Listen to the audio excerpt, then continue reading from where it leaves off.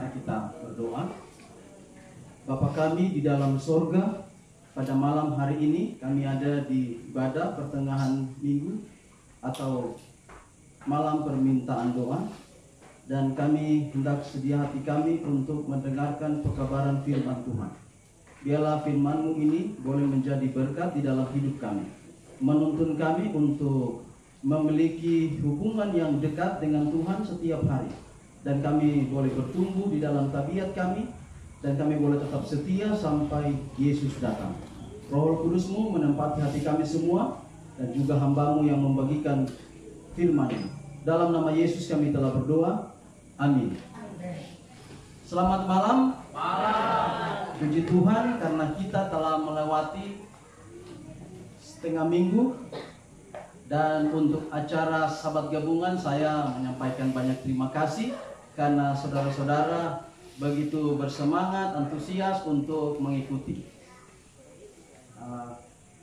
Kami juga ucapkan selamat malam, selamat datang untuk Pendeta Adi Asar yang juga beribadah dengan kita pada malam hari ini. Sehubungan dengan Sabat Gabungan kemarin, itu telah sampai ke telinga Pendeta Daud Pangaribuan sebagai Direktur Pelayanan Penata Layanan Trust Service Filantropi. Itu DP biasa, DP jurusan itu ada 3 jurusan. Kalau Trust Service itu kalau saudara kasih tanah ke gereja itu Trust Service, itu di bagian Trust Service.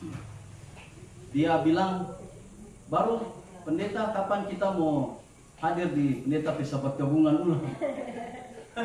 Oke, jadi kita sebilang berarti nanti Agustus jadwal dari jemaat Bukit Loreng baru pendeta mau hadir. Tapi kalau kita mau hadir sepanjang hari. Sore itu mau seminar penata layanan. Oh iya, enggak apa-apa, nanti orang atau baca.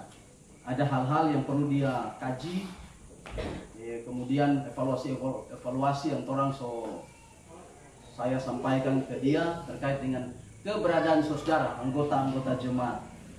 Unit pemberi dilihat dari persepuluhan, kemudian persembahan terpadu dan persembahan khusus. Ada evaluasi, lalu itu evaluasi kita sampaikan ke beliau, dan nanti dia akan datang untuk seminar dengan kita nanti pada pertemuan itu. Memang saya ada lihat-lihat tanggal, kemungkinan di Sabat kedua bulan Agustus, tetapi di daerah Conference Manado ini nanti akan ada KKR dari pendeta-pendeta selama 5 minggu berturut-turut.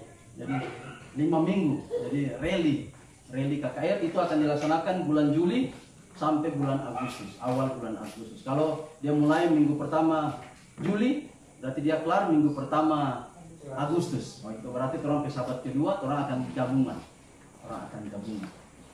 Baik, jadi atas sumbangsi kehadiran dan juga persembahan saudara, lagu pujian dan sebagainya, kami menyampaikan banyak terima kasih. Baik, terkait dengan acara pada hari Jumat, Sabat, Minggu nanti, yaitu Family Retreat, kita belum tahu seberapa banyak yang sedia untuk ikut. Mudah-mudahan semua boleh ikut. Jadi untuk jadwal meditasi Alkitab pada malam Sabat, acara akan dimulai itu malam Sabat. Jadi buka Sabat bersama, kemudian orang akan mulai start dengan meditasi Alkitab. Di malam Sabat itu meditasi Alkitab pertama. Nah, tetapi pada malam itu kita sudah langsung mulai dengan workshopnya. Artinya karena besok paginya kita langsung masuk pada sharing, maka malam itu kita langsung pada pelatihannya, meditasinya. Nah, malam hari ini di dalam renungan malam hari ini saya ingin membagikan meditasi Alkitab bagian pertama. Saya nanti akan ulang di malam Sabat, tetapi saya mohon perhatian khusus malam hari ini. Yang perlu dari saudara-saudara adalah Alkitab di tangan masing-masing. Lalu kemudian untuk bahan ini, nanti bahan saya share di di grup, orang punya jadwal acara, family retreat ini sudah ada.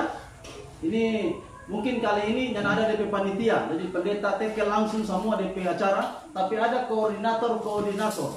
Ada koordinator yang nanti sebentar akan dibaca secara detail, tapi saya sudah kirim juga di WhatsApp jemaat. Baik, untuk meditasi Alkitab, tema yang kalau kita mau ambil, yang orang mau ambil untuk meditasi Alkitab itu adalah membangun raksasa di dalam diri. Membangunkan raksasa.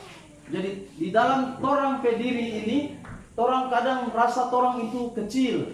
Ibu-ibu mungkin waktu membawakan pelajaran di depan di sini rasa bahwa kita tidak sanggup. Pendeta kita pun dintau berkhotbah, mar bicara boleh, cerita boleh. Itu berarti bisa, semua bisa. Bahwa semua ada sesuatu yang besar dalam diri. Kecuali torang memang sungguh-sungguh datang ke Tuhan, meminta itu pertolongan Tuhan, torang dapat dimampukan. Tentu ketua Papona dan ketua Kutika ini so tahu ini anggota-anggota ini. Dari kalau pendeta datang di jemaat kan pendeta yang khotbah. Jadi pendeta jarang dengar saudara berkhotbah. Jadi bagaimana kita mau tahu kalau ini Ibu Kutika dia berkhotbah itu bagaimana? Ibu Sanci kalau berkhotbah bagaimana? Torang akan fokus nanti meditasi Alkitab dan berkhotbah untuk khusus retreat kali ini. Karena ini bagi saya ini adalah dasar. Ini adalah dasar untuk membangun ini jemaat ini. Untuk membangun ini jemaat ini. Jadi ada raksasa dalam torang pediri. Saya selalu ulang-ulang ini dan ini akan saya ulang-ulangi terus. Ini prinsip, ini efek domino kedatangan Yesus. Di Rapi kemarin saya sampaikan lagi. Ada efek domino. Ini sebenarnya disebut juga dengan langkah-langkah terwujudnya kedatangan Yesus yang kedua kali. Kalau orang belajar nubuatan, nubuatan kan itu adalah sesuatu yang akan terjadi nanti. Iya toh? Nanti di sana mau terjadi nanti. Nah, kalau yang mau terjadi nanti, eskatologi juga bisa bersifat yang terjadi nanti. Tapi eskatologi juga itu lebih khusus kepada peristiwa-peristiwa yang terjadi secara berurut. Peristiwa peristiwa C nya bisa terjadi kalau peristiwa B nya terjadi. Nah, jadi eskatologi itu adalah juga bersifat nubuatan yang di sana yang akan terjadi kemudian, tapi dia bersifat berurutan. Nah, itu efek dominonya. Kenapa disebut efek domino? Itu domino batu itu. Jadi kalau orang susun berurutan dia kalau nggak serubuh satu di muka, dia rubuh semua toh. Jadi efek dominonya begitu. Kedatangan Yesus itu akan terjadi berdasarkan eskatologi. Efek domino, kalau satu terjadi, semua jadi semua itu. Kadang orang kan takut kalau bilang masa penganiayaan dikejar-kejar. Orang kan takut, bagaimana ini dong? Orang takut. Padahal kalau orang ikuti eskatologi, di peristiwa mana itu yang orang ada rasa takut itu? Ya, di peristiwa mana orang rasa takut? Orang sudah kejar di hutan-hutan, sudah lari di hutan-hutan. Kita pisah-pisah, mungkin papa tak bisa dengan mama, orang tua dengan anak-anak. Kondisi itu orang, bagaimana pendeta? Orang takut sekali. Kalau orang belajar baik-baik itu eskatologi, orang tahu DP urutan-urutan terjadi, kenapa orang mesti takut? Walaupun memang betul dikejar-kejar. Itu masa kepicikan masa kepicikan Yakub, masa yang sulit bagi dia. Apakah dia diterima oleh Esau atau apakah ini aplikasinya Tuhan mau terima Tuhan? Dikejar-kejar, tapi dalam peristiwa itu Ellen White katakan bahwa di situ tidak ada lagi kematian. Itu kan hiburan. Bahwa dalam masa pelarian yang di masa kepicikan Yakub itu tidak ada lagi terjadi kematian. Kematian sudah terjadi bahkan di masa kesusahan awal. Masa kesusahan awal sebenarnya yang lebih berat dari masa kepicikan Yakub.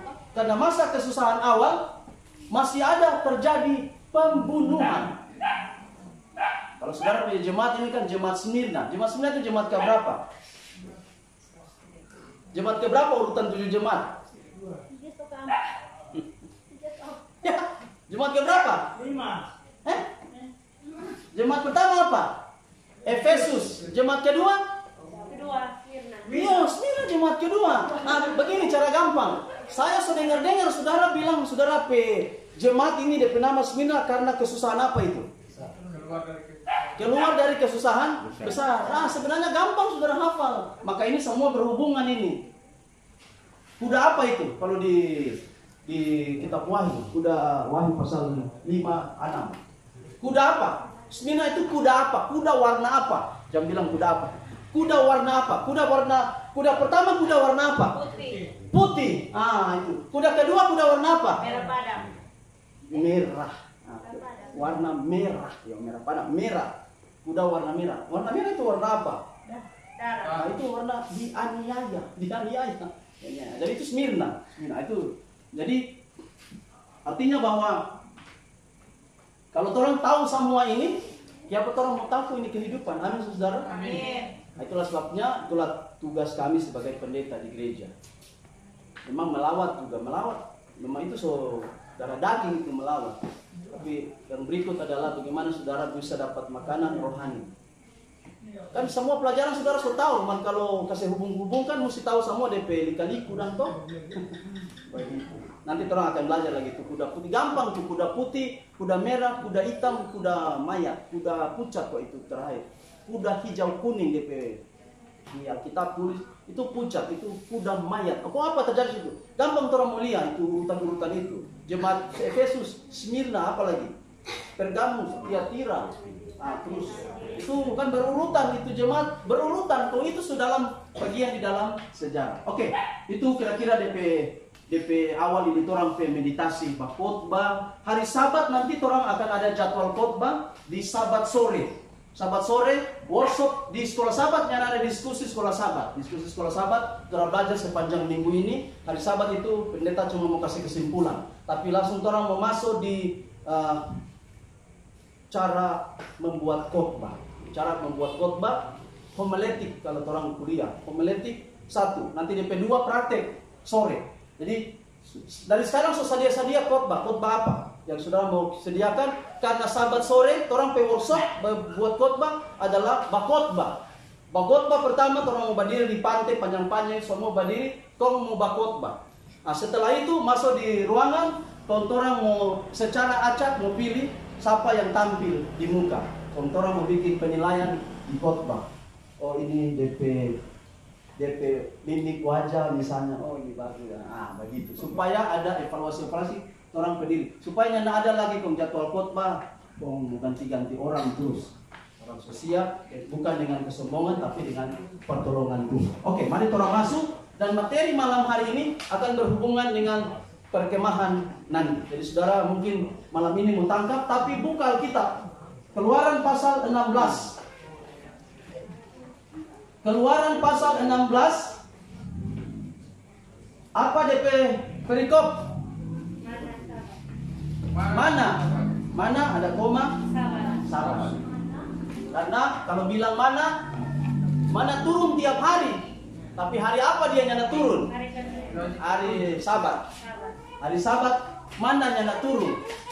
Jadi mesti pungut 2 kali pada hari apa? Jumat. Wah, itu luar biasa. Itu juga ada doktrin di situ. Oke, kita mau ulang lagi tadi itu. Efek domino kedatangan Yesus. Yesus datang dari perseratan paling ujung sana adalah Injil tersebar atau Injil kelar, Injil selesai. Itu dari tiang terakhir. Kalau tiang ini soal rubuh, Yesus datang. Oke, kemari sini. Bagaimana supaya Injil selesai? Roh hujan akhir dicurahkan. Semua orang dipenuhi dengan kuasa Roh Kudus. Yang pertama malu-malu ketika Roh Kudus dicurahkan, oh berani sekali, orang semua berani. Dan penginjilan tidak lagi nahkodai oleh ketua daerah, penitaritus, nyanda. Pekerjaan pelayanan dinakodai oleh Roh Kudus langsung, oleh Tuhan langsung. Persyaratan untuk Roh Kudus dicurahkan kepada orang ini. Apa dia persyaratan? Orang punya pertumbuhan rohani. Kalau masih nyana ada pertumbuhan rohani, Roh Kudus tidak akan dicurahkan kepada saudara, kepada saya. Caranya adalah saya harus ada pertumbuhan rohani, harus ada perubahan di dalam orang punya kehidupan ini. Ini kan kalau bilang perubahan, renungan pagi berapa hari kemarin dia sapu rata orang semua tuh. Anak-anak pun mata ada kaki. Sedangkan renungan pagi bilang Yesus kalau dapat suruh langsung dia pergi menyanyi, maju kontra Yesus. Yang ada pun melawang. Kemudian kemari lagi memaafkan. Ini dia. Iya tuh semua renungan pagi ini. Ini berkait dengan supaya orang pertumbuhan rohani. Kalau sudah ada pertumbuhan rohani, Roh Kudus pasti akan apa? Dicurahkan. Payung yang menghalangi untuk Roh Kudus membasahi saya disingkirkan. Apa itu?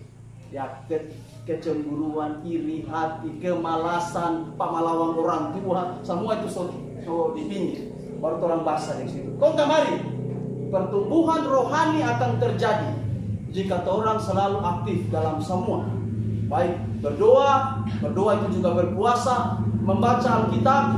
Itu yang saya istilah kalau dalam materi ini adalah BBM, bahan bakar minyak toh. Tapi BBM adalah belajar Alkitab, berdoa dan menginjil. Kalau belajar Ka'bah baru orang lebih mengerti. Kenapa di bilik pertama? Bilik pertama ada perabot besar 3. Apa itu? Di bilik ini. Di bilik yang pertama namanya bilik kudus atau bilik suci. Meja roti sajian. Sebelah mana? Kanan sana toh. Masuk dari sana toh. Kanan sini. Ini meja roti sajian. Dong di sebelah sana ada apa? Ada candlestick. Kaki dian sebenarnya di penama. Siapa pun kalau dia bilang 7 karena dia bercabang 7. Kalau di muka sini ada apa? Ada mesbah. Mesbah kan ada 2 di Ka'bah. Mesbah di luar, mesbah korban bakaran DP nama. Kalau di muka sini mesbah dupa. Nah, itu apa DP arti? Berdoa. Ini di sini meja DP arti apa? Roti itu DP arti apa? Firman Tuhan. Kalau sana DP arti apa? Minyak Roh Kudus. Roh Kudus itu api itu apa? Sana itu. Itu DP arti, itu DP fungsi menerangi itu bilik itu. Apa DP arti itu?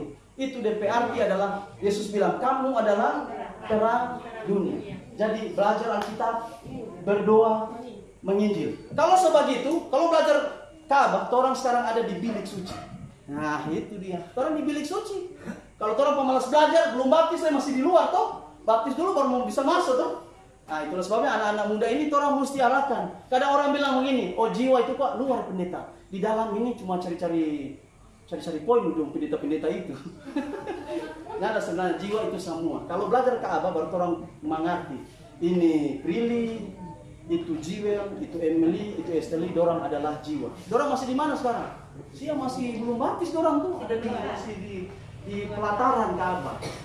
Kita sebagai orang tua kita mau akan tuntun dorang. Satu waktu dorang dicelupkan, dibersihkan, dicuci, disiram dengan air. Itu simbol baptisan di luar. Bejana pembasuhan itu. Nah, itu kalau belajar Ka'bah. Nanti berikut seperti orang itu Ka'bah. Oke, mari orang masuk. Tadi pendahuluan terus. Keluaran pasal 16, mana sabar. Ini dasar meditasi Pak ini. Inilah DP dasar.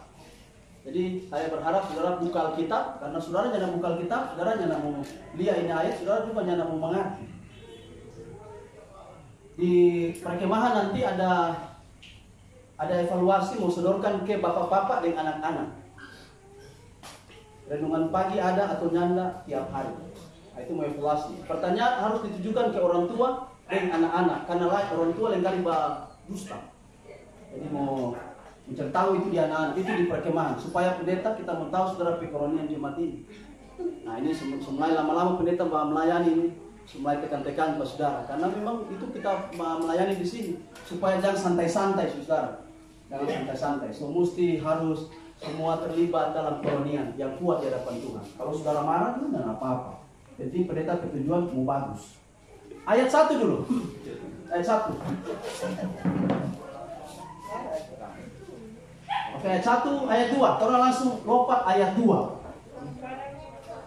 Di padang gurun itu bersungut-sungutlah segenap jemaah Israel kepada Musa dan Harun. Siapa orang bersungut-sungut? Lapar. Jadi kalau umat Tuhan secara rohani kau selalu mengeluh, maka saudara sebenarnya sementara lapar secara apa? Rohani. Itu kok DP indikator. Kalau Nona tahu kalau bilang indikator. Kalau saudara selalu mengeluh dalam hal rohani, mengeluh, aduh kakaknya terlalu banyak kita. Saudara sebenarnya sementara lapar. Hati-hati, berbahaya itu. Tapi kalau saudara kakaknya tiap bulan, biar pendeta hajar. Itu berarti saudara kenyang terus.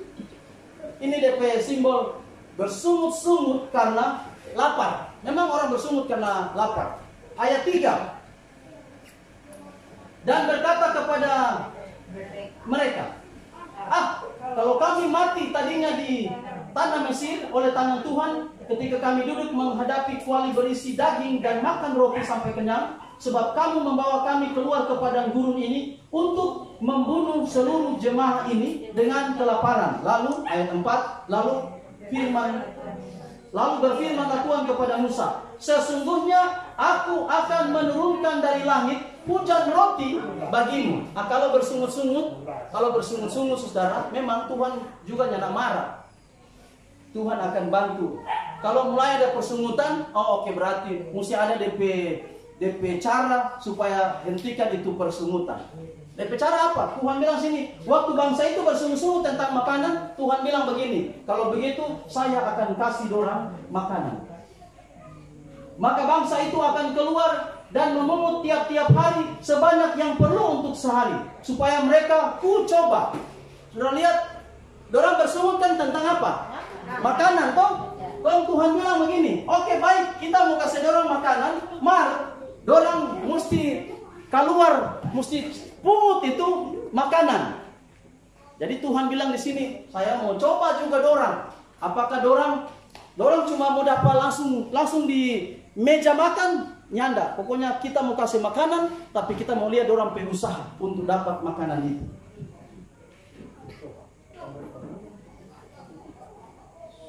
Lalu di ayat yang kelima,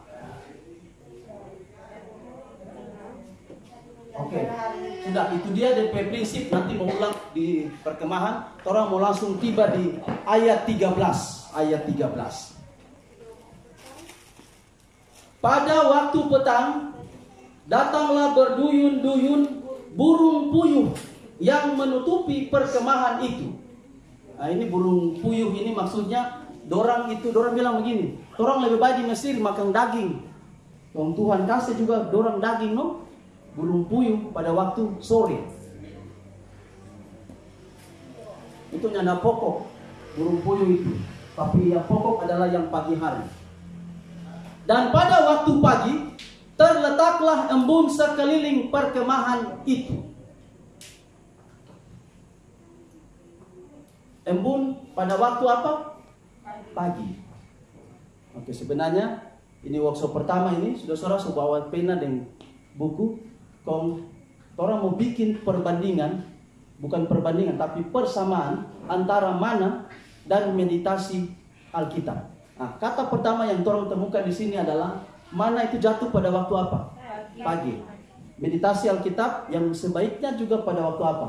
Pagi. Oke, itu persamaannya. Jadi sama pada waktu pagi. Siapapun pada waktu pagi, karena pagi itu orang pe otak masih fresh, toh? Lingkungan di sekitar orang juga masih fresh. Pagi-pagi itu bergantung. Kalau orang saudara Papona pagi-pagi itu, kalau jam berapa itu azan maghrib, azan subuh itu? Setengah 4 kan? Mana ada DP jeda toh? Jadi kalau saudara sementara meditasi Alkitab, membaca itu barang itu dia berbunyi. Memang konsentrasi buyar. Jadi bergantung pada pagi-pagi itu, maksudnya bergantung pada situasi saudara-saudara. Boleh pilih waktu sebelum itu azan itu berbunyi supaya nyanda terganggu. Tapi dia nyanda lama dia kok cuma memanggil, kok habis itu dia berhenti itu berarti dong sementara tuh sholat dong ada di urutan-urutan sembah-sembah itu ya toh habis itu udah mau terakhir lagi kasih nyanda satu kali cuma itu. Jadi cari DP jeda waktu itu pagi-pagi. Ketika embun itu telah menguap, tampaklah pada permukaan padang gurun sesuatu yang apa? Halus. Sesuatu yang seperti sisik, halus seperti embun beku di bumi. Jadi itu embun, saudara. Embun dia di dalam rumah atau di luar? Di luar. Berarti meditasi Alkitab itu mesti di luar. Sekarang apa yang dimaksud di luar? Baca Alkitab di luar. Bukan di luar rumah. Yang dimaksud di sini meditasi Alkitab adalah keluar dari torang pesona nyaman. Bukan tidur-tidur pagi bangun, Tuhan saya mau meditasi Alkitab, ambil Alkitab, tidur kamu baca-baca. Torang mesti tinggalkan torang pesona nyaman, dan zona paling nyaman dalam torang hidup adalah waktu kapan? Waktu ya tidur kan ada siang, ada malam. Waktu tidur kapan torang waktu zona paling nyaman? Waktu kapan? Susah kapan torang mau bangun waktu so tidur om? Waktu subuh itu. Itu torang pesona nyaman yang paling nyaman. Dan kalau saya punya evaluasi, kebanyakan saudara jemaat, torang pejemaat tukang tidur pagi. Kecuali ketua Papona, Memes, saudara Mahikalo, saudara Harun. Kalau Memtogas, pergi pagi-pagi, Memtogas pagi-pagi sekali. Memtogas itu coba siram bunga. Cuma nyapu. Mentogas itu mungkin karena kebiasaan, karena guru kan begitu toh. Nah, tapi kalau anak-anak muda, aduh ini sudah tanya anak-anak muda. Nah, ini ada problem di sini. Ini yang orang mau komitmen pada malam minggu. Orang mau bakar api unggun, orang mau bikin komitmen malam hari itu. Jadi nanti malam minggu, orang ada game sedikit, ada apa namanya, ada ya seperti rekreasi malam minggu. Tapi di ujung dari acara rekreasi malam itu, orang mau bikin komitmen. Itu di pantai. Jadi kalau boleh pergi semua. Karena itu orang mau bikin acara untuk komitmen hidup pagi hari. Pagi hari. Markus 1 ayat 35. Itu Yesus pakai kebiasaan selain Lukas 4 ayat 16. Yesus pakai kebiasaan lagi ada di Markus 1 ayat 35. Pagi-pagi benar, waktu hari masih gelap, ia pergi ke dalam. Salah. Ia pergi keluar. Itu keluar toh? Ia pergi keluar. Karena keluar itu prinsipnya embun ada di luar. Jadi keluar maksudnya orang zona nyaman di pagi hari, orang belajar untuk coba mau tinggalkan. Sebenarnya DP kunci supaya cepat bangun pagi, cepat juga tidur di malam. Jadi anak-anak muda DP evaluasi, kalau kenapa anak muda kok pagi-pagi orang tua sama nyanyi satu album, anak-anak muda belum bangun karena orang jam tidur yang larut. Apa DP indikator, mem? Apa pun? Oh ya, HP. DP penyebab tuh? Iya, penyebab karena HP. HP itu apa istilahnya? Kecanduan. Toh, kecanduan tuh kalau so pegang HP begini, kita semua tidur jam 9. Mari kita langsung HP ke sana, ke atas, ke kiri, ke kanan, sampai jam 10, jam 11. Nah, itu DP persoalan ada di situ. Atau orang mau latih orang pediri, saudara. Itu kalau penganiayaan kong terjadi pada waktu subuh, toh subuh. Jangan dikilari kalau terjadi pada waktu subuh. Oke, itu jadi ada kata pagi, poin pertama pagi, kemudian keluar, lalu kemudian di ayat berikut ketika embun itu telah menguap. Jadi kalau matahari so datang, embun itu akan apa? Menguap. Itu artinya begini, itu mana? Itu mana? Nyana mau dapat kalau matahari so keluar. Kan mana itu dia selalu baku bawa dengan embun. Jadi sebagaimana embun dia menguap, hilang, cair, begitu juga itu mana. Jadi memang belajar firman Tuhan, saudara baca Alkitab pribadi dan kualitas pribadi yang kita mau ukur nanti selama melayani di sini. Bukan renungan pagi keluarga juga penting, tapi pribadi. Karena kenapa saudara? Orang masuk surga tidak bergantung pada komunitas. Iya toh, amin saudara? Amin. Iya, orang hubungan pribadi dengan siapa? Dengan Tuhan. Saudara Wilson tiap hari belajar 1 hari, 2 hari, 3 hari terus belajar, nggak bisa transfer itu saudara pertumbuhan rohani, pak istri atau pak anak-anak memang mesti sendiri-sendiri. Itu yang orang mau latih di perkemahan nanti. Jadi Ketika embun itu telah menguap, tampaklah pada permukaan padang gurun sesuatu yang halus, sesuatu yang seperti apa itu? Sisik. Nah, sesuatu yang halus seperti sisik. Halus seperti embun beku di bumi. Ketika embun telah menguap, tampaklah pada permukaan padang gurun sesuatu yang ini karena printer hitam jadi DP warna yang ada bold ya hilang semua. Sisik ayat 14. Sisik halus. Seperti sisik halus seperti embun beku di bumi. Ketika orang Israel melihatnya, berkatalah mereka seorang kepada yang lain.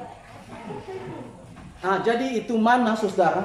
Mana itu apa DP bentuk? Halus atau gross? Halus. Sama dengan beras, tahu Prilly? Kung beras, kung tabuang, kung pasir. Bagaimana cara berkumpul beras yang tabuang di pasir? Kalau sekarang beras banyak jadi kestinggal juga. Sudah pasir.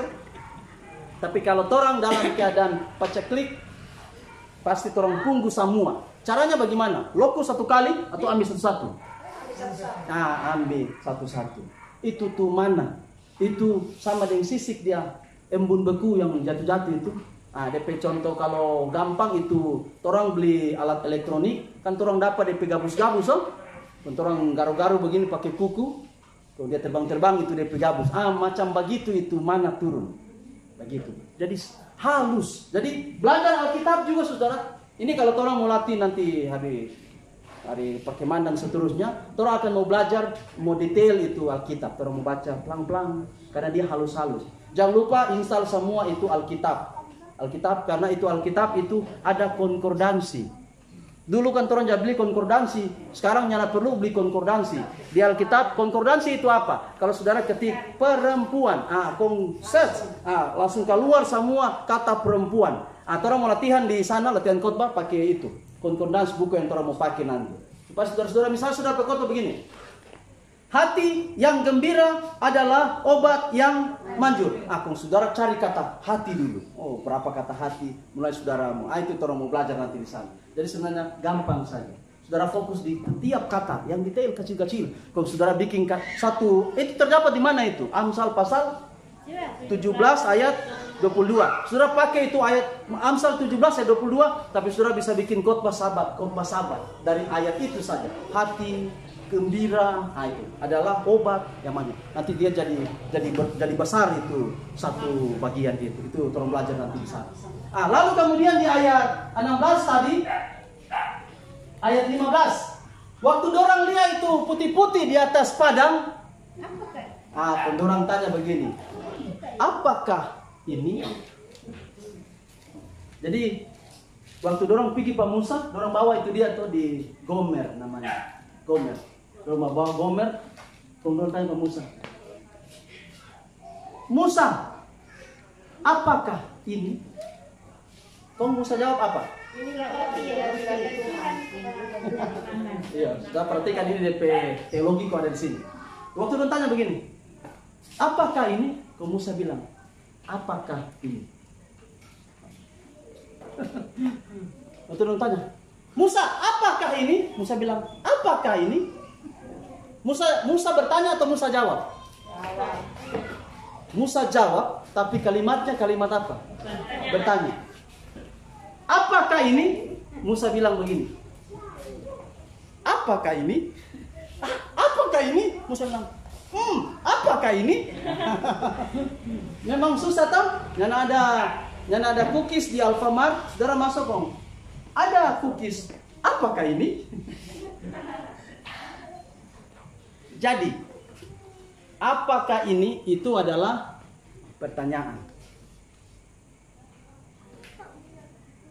Pertanyaan. Itu setiap hari orang hidup, nyanda orang bangun, kung nyanda ada pertanyaan orang hidup ini. Selalu orang ada pertanyaan dalam orang hidup. Jadi Alkitab ini itu mana? Kecil-kecil dia. Saudara mau dapat cari tahu Alkitab itu, nyana perlu saudara sekolah pendeta untuk cari tahu kecil-kecil itu Alkitab. Saudara tanya sendiri Pak Alkitab, karena bahasa Indonesia ini. Saudara bertanya kepada ayat itu, kalau saudara di pagi hari, tentu mesti pagi hari. Karena waktu saudara tanya, contoh misalnya, kata hati. Saudara tahu itu kata itu di pikiran. Hati, apa ini hati? Hati. Kenapa kong dia bilang hati yang gembira? Oh, hati yang gembira berarti kita perasaan. Nah, saudara, itu yang disebut dengan saudara meditasi di pagi hari. Saudara isi saudara pikiran dengan firman Tuhan. Oh, sebentar saudara Poyo, hati yang gembira adalah obat yang manjur. Obat yang manjur berarti nyana salah itu obat toh pasti tepat sasaran. Sekali minum langsung baik. Itu berarti obat itu apa? Manjur. Kalau saudara pilih lagu yang cocok dengan ayat itu apa kira-kira? Lagu Sion yang cocok dengan ayat itu. Kalau saudara pilih satu lagu yang cocok dengan ayat itu di pagi itu, kalau sepanjang hari itu saudara disetir, saudara menyanyi lagu itu. Kalau saudara so hafal tuh ayat itu, hati yang gembira adalah obat yang manjur. Kalau kaki-kaki orang lambung tabrak kaca spion, saudaranya nggak jadi marah. Kita lihat tukang marah kalau bawa oto. Kalau orang lambung so marah. Nah, kalau meditasi Alkitab orang mau belajar adalah waktu dong senggol begitu, hati yang gembira adalah obat yang manjur. Muka dengan muka nanti. Begitu saudara, itu tuh umat Tuhan ya. Iya toh, memang orang mau latih, orang hidup ini dengan meditasi Alkitab ini mau berubah. Kalau biasa dia jaga-jaga kita apa namanya itu emosi di kendaraan. Dari tegur kalau so mau marah. Karena itu yang orang mau rubah dalam orang karakter ini tuh, orang memperangi orang diri. Itu orang tujuan meditasi. Setiap hari saudara akan baca firman Tuhan. Setiap hari ada lagu saudara nyanyikan. Dan di mana saudara pergi memasak, mandi, apalagi sapu, bakar rumput, saudara menyanyi. Saudara hidup akan bahagia setiap hari. Oke, mungkin sampai di sini dulu. Nanti secara ide itu saudara kita mau dapat itu perbandingan persamaan mana dengan meditasi banyak sekali itu. Tadi pagi dia halus dan orang juga cari harus dengan tekun. Itu mana itu saudara, mana tidak boleh saya titip saya pe gomer pa orang. Tapi gomer itu mesti saya cari sendiri. Ini boleh saudara ketika yang belajar terus istrinya mesti masing-masing. Nah, ini pelatihan ini tentu pilihan pas saudara no. Saudara mau ikut seterusnya, kalau pendeta bawengan so pindah, sudah pendeta so bawengan so pindah, jadi tolong stop meditasi. Nah, mudah-mudahan ini akan terus menjadi saudara kesukaan setiap hari. Nanti di workshop 2, 3 ada DP materi, baru orang bikin pelatihan. Dengan itu berarti saudara harus pergi ini perkemahan ini retreat. Itu saya mau ajar saudara. Kalau saudara rindu ini, maka saudara wajib pergi di retreat. Nanti sebentar baru mau dievaluasi berapa yang sudah terdaftar. Kalian bilang semua belum mendaftar. Tapi mudah-mudahan semua sudah daftar supaya orang mau bersama-sama di sana. Cuma 2 malam tuh, 2 malam, malam Jumat, malam Minggu. Ya toh? Malam Sabat, malam Minggu. Cuma 2 malam, memang ada 2 pagi juga, no? Tapi mau evaluasi nanti Pak. Tuhan berkati kiranya mari orang menjadi umat Tuhan yang selalu merenungkan orang kehidup ini. Orang berubah dengan cara Tuhan. Caranya adalah rajin belajar firman. Nanti DP materi ini banyak cuma bahas seberapa yang ada.